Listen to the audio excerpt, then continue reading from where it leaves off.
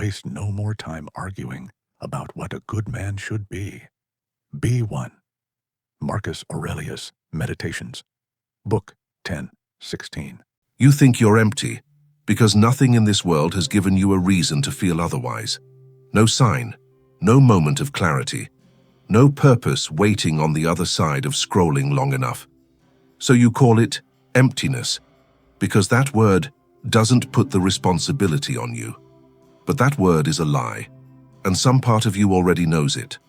Marcus Aurelius knew it too.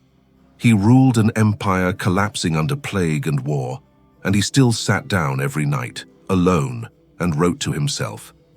Not because meaning arrived, because he built it, one sentence at a time, with no one watching and no reward waiting on the other side. What if the reason you feel empty has nothing to do with what the world failed to give you, and everything to do with the fact that you haven't started building anything at all? The feeling itself is real. Nobody is arguing that. You wake up, you go through the motions of a day that looks productive on paper, and somewhere underneath all of it, there's a low, constant hum telling you that none of this actually means anything. That hum has a name now. Everyone calls it emptiness. Everyone treats it like a diagnosis, like something that happened to you, the way weather happens to a city, and that diagnosis is comfortable because it puts the blame outside of you. The world didn't give you a purpose. The culture is hollow. The algorithm is designed to keep you distracted. All of that might be true, and none of it explains what's actually going on inside you. Here's the misdiagnosis. Emptiness implies something was supposed to be there and isn't. A container that should be full, sitting empty instead. But purpose was never a substance you were owed. It was never sitting somewhere in the world, waiting to be discovered, the way you'd find a key under a doormat. You've been treating your life like a room you keep walking into, waiting for someone to have already furnished it. And every time you walk in and find it bare, you call that emptiness. What it actually is an empty room you haven't built anything in yet. Marcus Aurelius did not become the man history remembers, because purpose found him in a moment of clarity. He was named heir to the Roman Empire as a teenager, spent decades preparing for power he didn't ask for.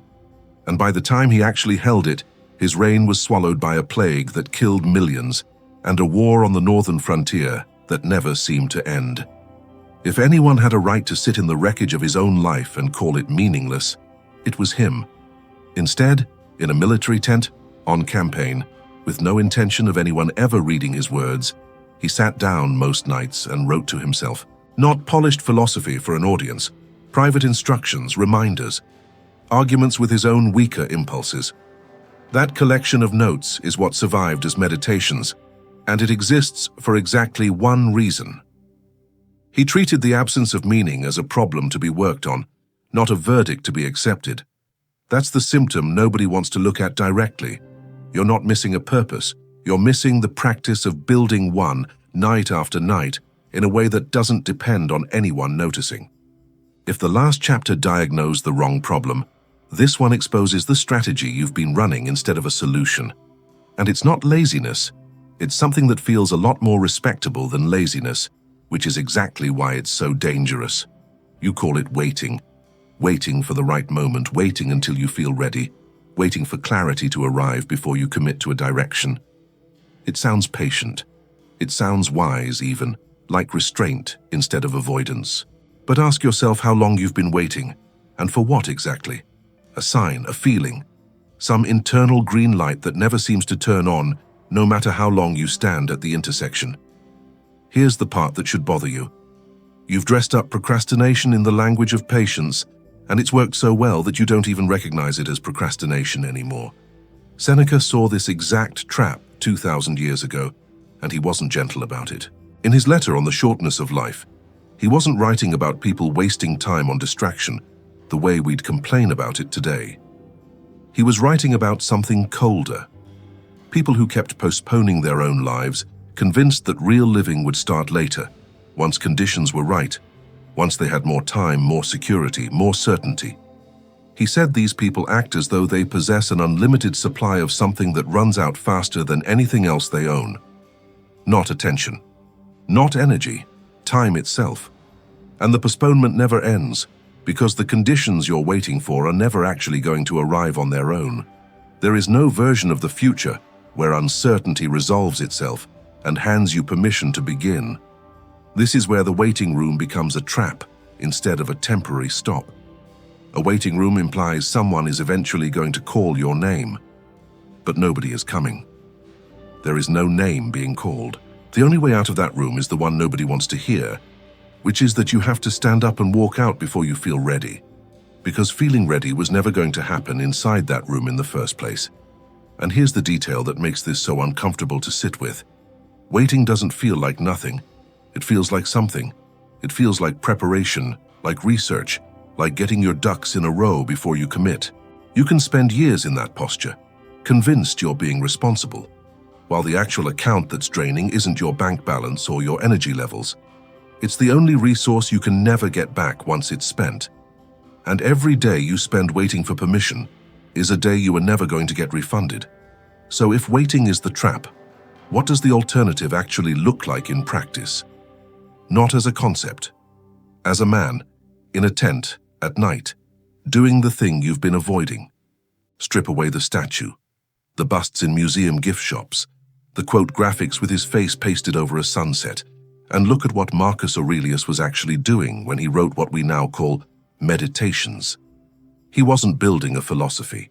He wasn't constructing a system of beliefs he intended to hand down to future emperors or future anyone. He was a man who had spent his entire life being told what he was destined to become, and who discovered that destiny didn't come with an instruction manual for how to actually be the person everyone expected him to be. So every night, in the middle of a military campaign he didn't choose, he picked up a pen and did the only thing available to him. He argued with himself on paper.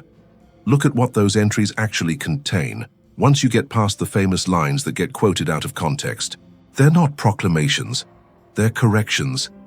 He tells himself to stop being surprised by other people's bad behavior, because expecting otherwise is his own failure of reasoning, not theirs.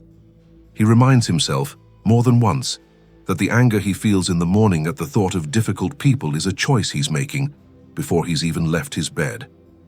He catches himself chasing approval and writes himself a rebuke for it. This is a man auditing his own construction site, night after night, finding the cracks and going back the next day to reinforce them. Not once does he write as though he's arrived somewhere. He writes like someone permanently mid-project. That's the detail that changes everything about how you should be reading him.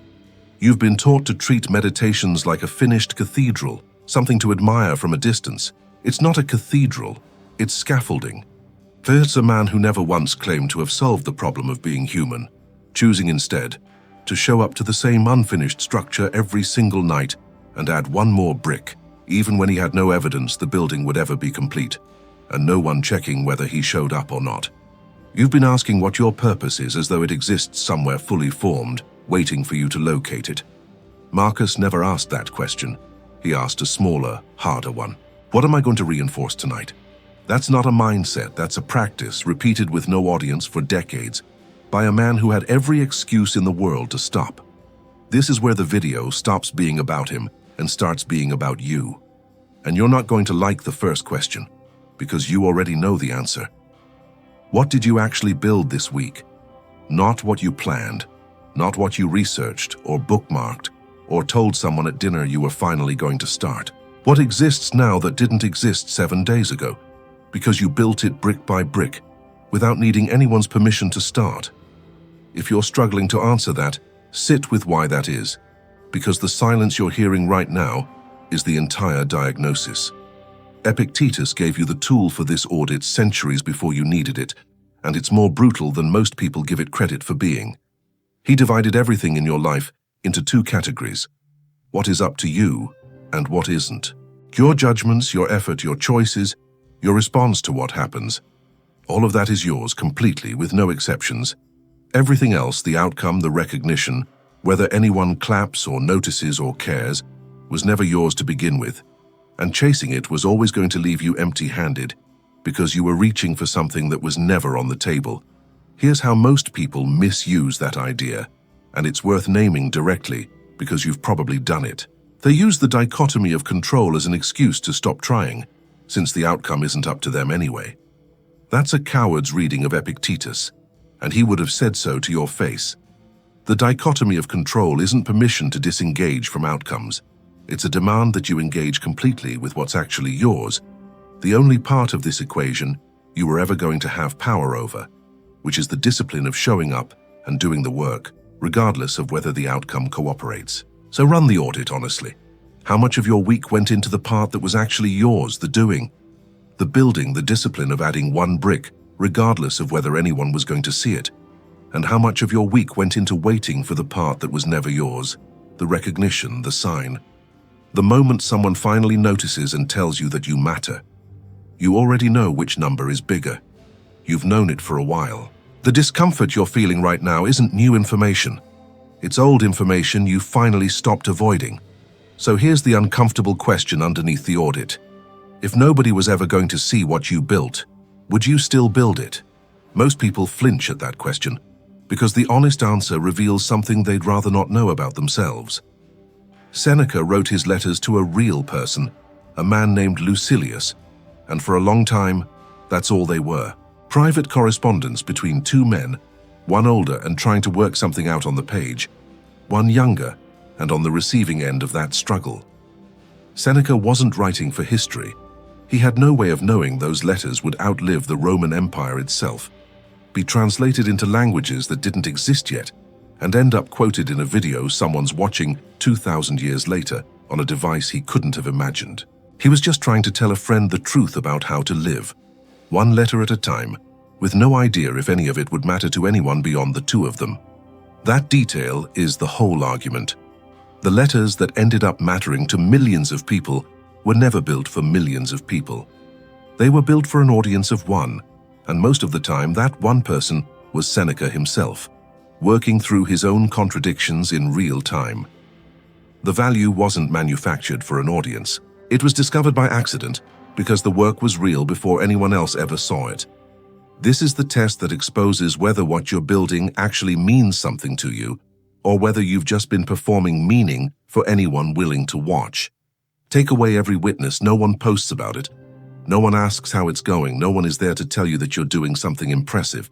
If the thing you're building survives that condition, if you'd still do it in a locked room with the lights off and nobody ever finding out, that's the only proof you're going to get that it was ever real to begin with.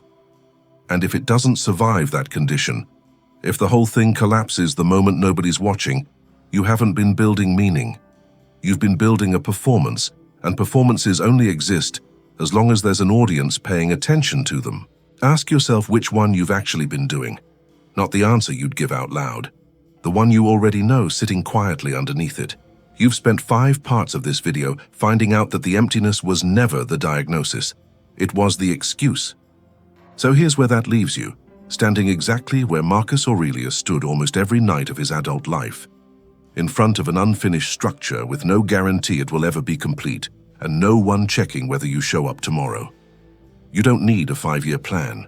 You don't need clarity about your entire life's direction before you're allowed to start, because that clarity was never coming, and waiting for it was the trap this whole time. You need one brick, one single concrete action, small enough that you can't talk yourself out of it, done today, for no other reason than that it's yours to do, and nobody else is going to do it for you. Pick the thing you've been postponing under the excuse of not being ready.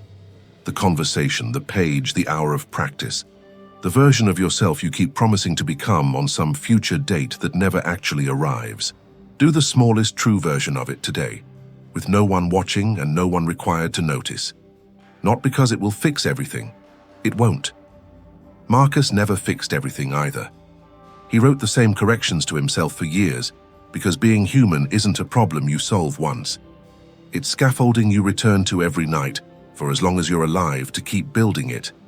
Finally, understand what you're actually choosing between, not emptiness against purpose, as though one of those is waiting to be handed to you. You're choosing between another night of waiting for permission that was never going to come, and one small act of construction that belongs entirely to you. Marcus didn't wait to feel like an emperor before acting like one. Seneca didn't wait for an audience before writing something true. You don't get to wait either.